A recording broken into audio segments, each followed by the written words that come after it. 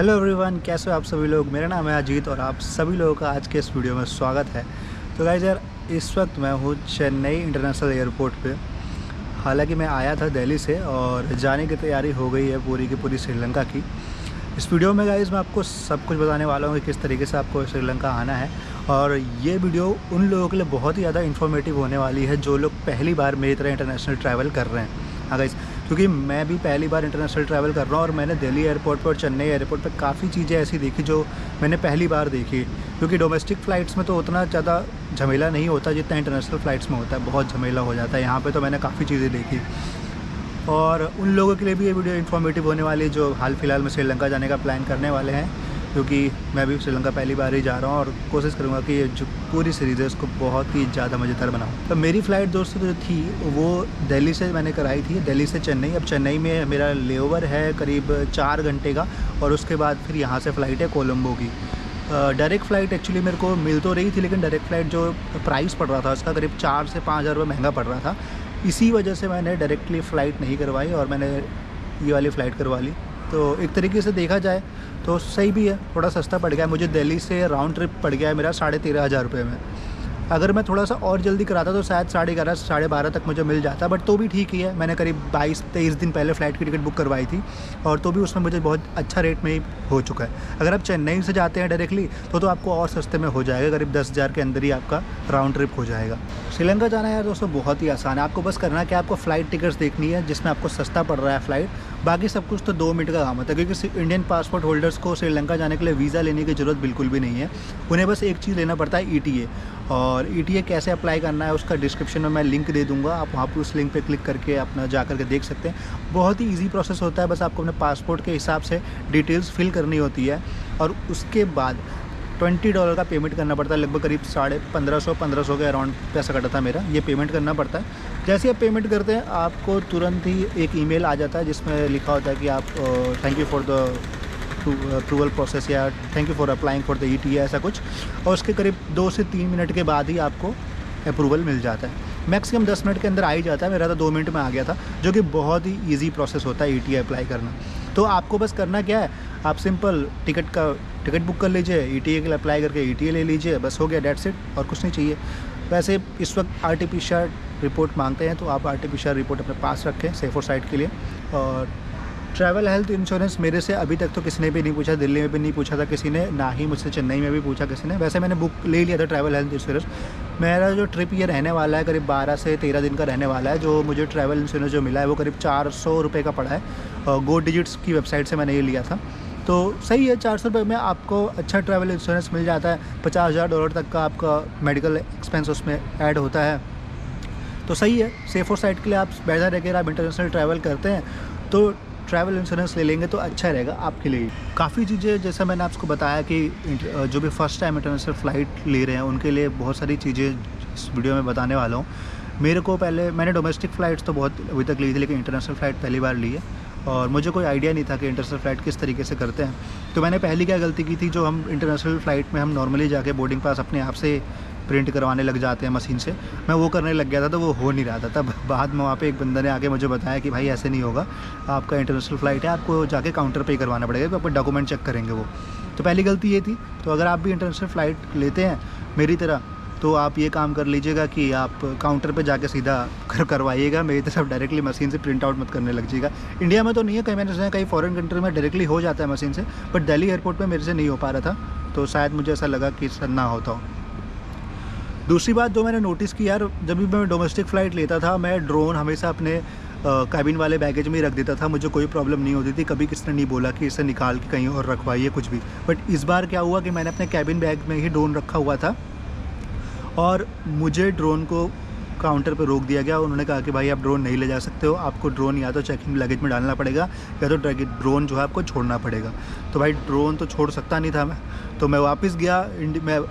एक अच्छी बात मेरे साथ ये थी कि मैं बहुत जल्दी एयरपोर्ट आ गया था, करीब 3 घंटा पहले दिल्ली एयरपोर्ट में आ गया था। 5:30 बजे की मेरी दिल्ली की फ़्लाइट थी और मैं आ गया था करीब 2-2:30 बजे ही पहले आ गया था।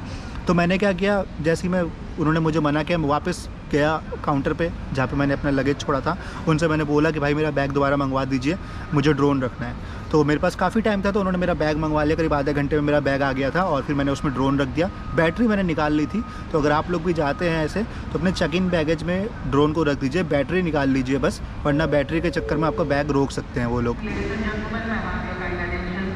अभी अनाउंसमेंट हो रहा है, अनाउंसमेंट हो जाए फिर बताता हूँ।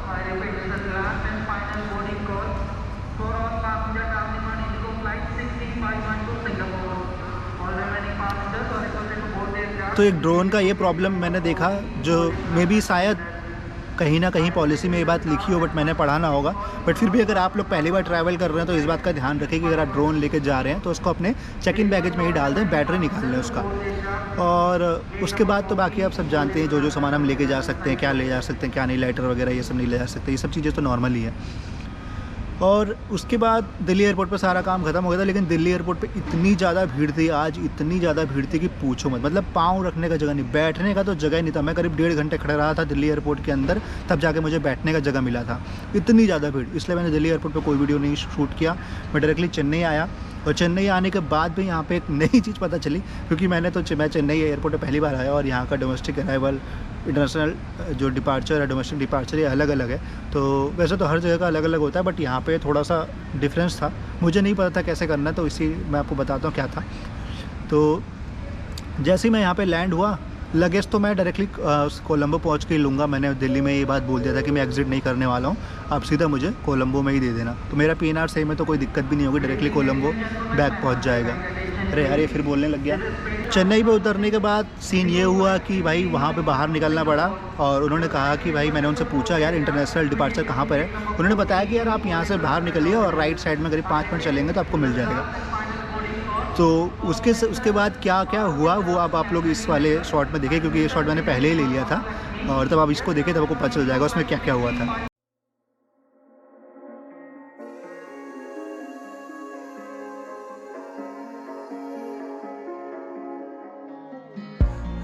Broken glass while I'm thinking in my head.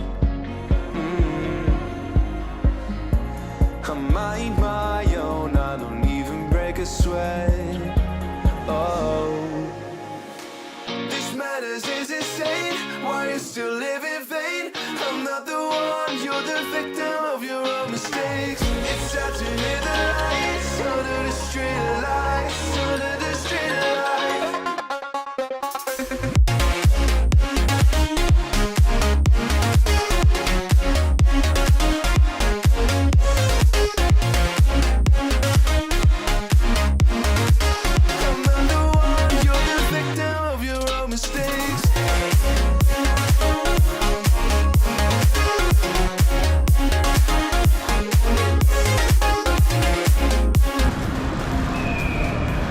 तो भाई लोग यार, चेन्नई पे से बाहर निकला हूँ अभी एयरपोर्ट से, और यहाँ पे थोड़ा उल्टा हिसाब किताब है। यहाँ का जो इंटरनेशनल डिपार्चर है वो दूसरी तरफ है, डोमेस्टिक अराइवल कहीं और है, तो उल्टा हो जाता है उल्टा।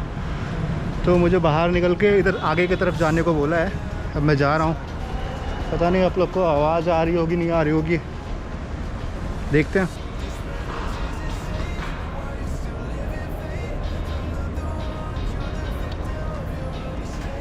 इसलिए मैंने मास्क निकाला नहीं जानबूझ कर ही, ये सोचा कि यार क्यों निकाला जाए मास्क फालतू में, but I am not sure. हाँ मुझे दिख तो रहा है इंटरनेशनल टर्मिनल, यहाँ से है रास्ता, यहाँ पे दिख रहा होगा।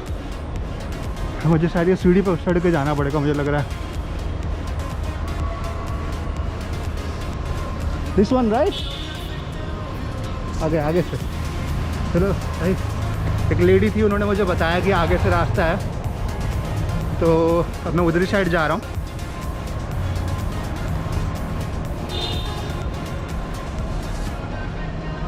चलते हैं फिर, देखते हैं क्या हो रहा है।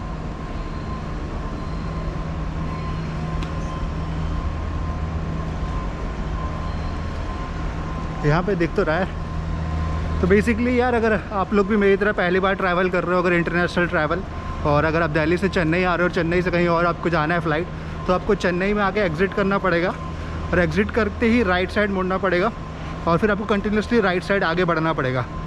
तो आपको फिर वहाँ पे इंटरनेशनल डिपार्चर का टर्मिनल मिल जाएगा, वहीं पे जा रहा हूँ मैं।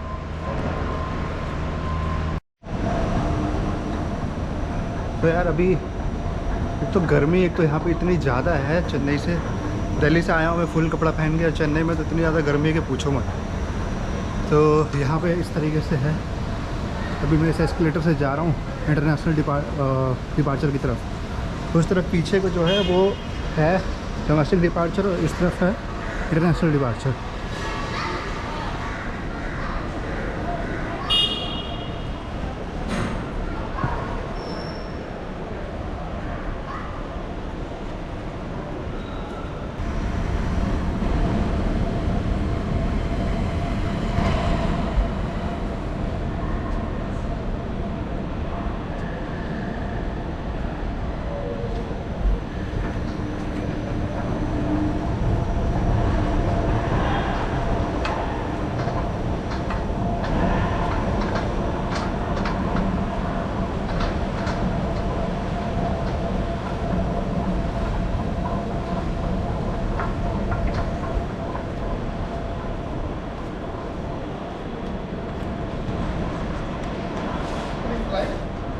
Chennai to Colombo. Colombo, which time? At 12 o'clock night. I have just landed from Delhi. Wait. Go there. There's exit right side. Go down. Straight. There's lift to go upside. Take departure area. Okay. Okay, this side. Yes. Okay. So it's in walking distance, right? Okay. Thank you.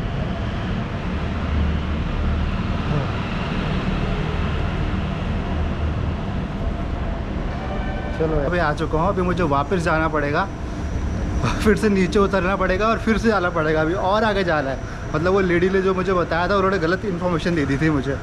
वैसे खैर उनको पता भी नहीं था और मुझे तो था ही नहीं इतनी इन्फॉर्मेशन। तो मैंने अपने लगेज के लिए भी सीधा श्रीलंका में कलेक्ट करने के लिए बोला। पता नहीं है मेरी लगेज पहुँचाएँगे नहीं पहुँचाएँगे, अब इन्हीं के भरोसे रखना पड़ेगा। बाकी अब चल तो रहा हूँ, देखता हूँ क्या होता है।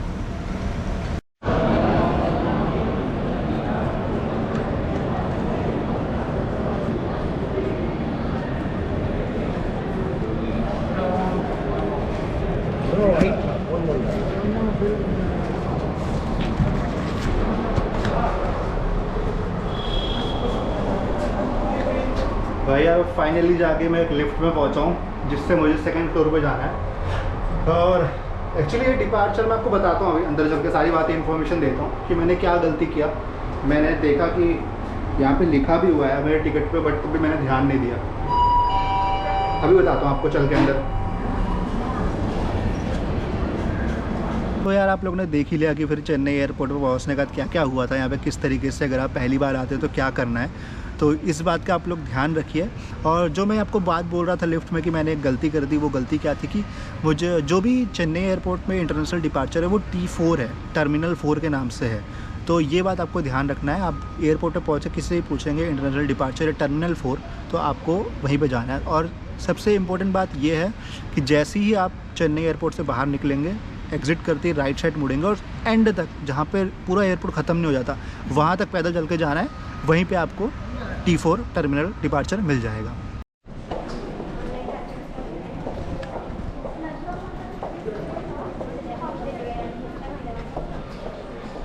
फिर श्रीलंका एयरपोर्ट जो है हम पहुँच गए हैं कोलंबो में, और पूरा का पूरा एयरपोर्ट जो एकदम खचाखच भरा हुआ है, एकदम खचाखच। मतलब ऐसे भरा हुआ है एयरपोर्ट, ऐसा लगता है कि सबको सब आज ही श्रीलंका छोड़ के जा रहे हैं भाई। सब एकदम भरा हुआ है। इमिग्रेशन पे भी दिखाता हूँ मैं आप लोगों को, कितना बड़ा लाइन है देख रहे हो। लंबी चौड़ी लाइन है इमिग्रेशन पे भी। आने वाले भी एकदम खचाखच भरे हैं, जाने वाले भी एकदम भरे हुए हैं।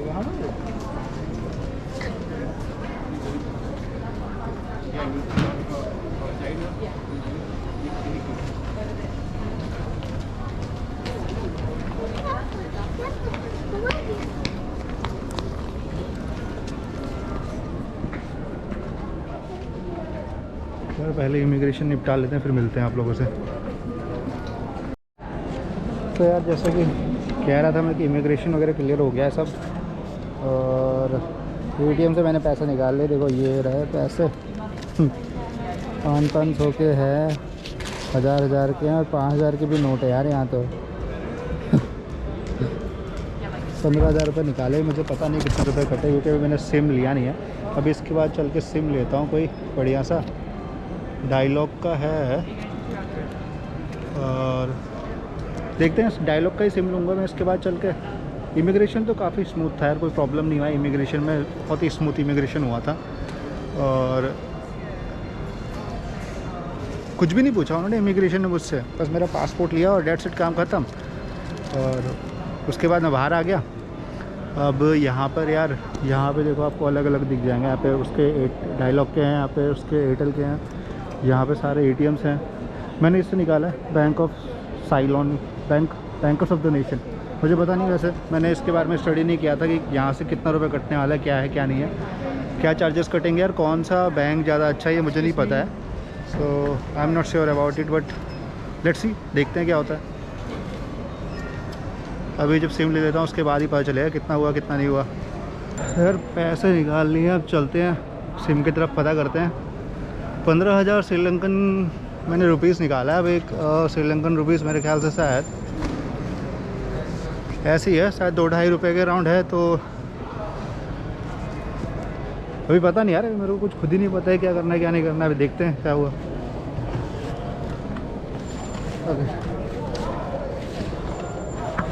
Okay, so do I have to fill the health declaration form here, right? Sorry? नहीं नहीं किया है। नहीं लो। यहाँ पे अभी मुझे पता चला कि एक हेल्थ डिक्लेरेशन फॉर्म भी भरना होता है। कुछ इस तरीके से दिखता है फॉर्म, पता नहीं दिख रहा होगा नहीं दिख रहा होगा वो कैमरा में। फॉर्म फिल कर लेता हूँ मैं पहले जब।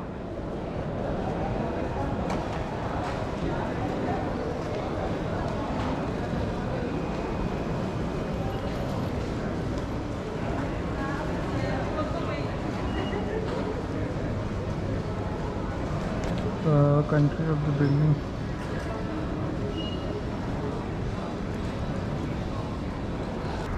हे गाइस वेलकम बैक। सेम ही दिन है, बस सुबह हो चला है क्योंकि यार मुझे पहुंचने में आपको पता ही है रात हो गया था, मतलब 3 बज गया था।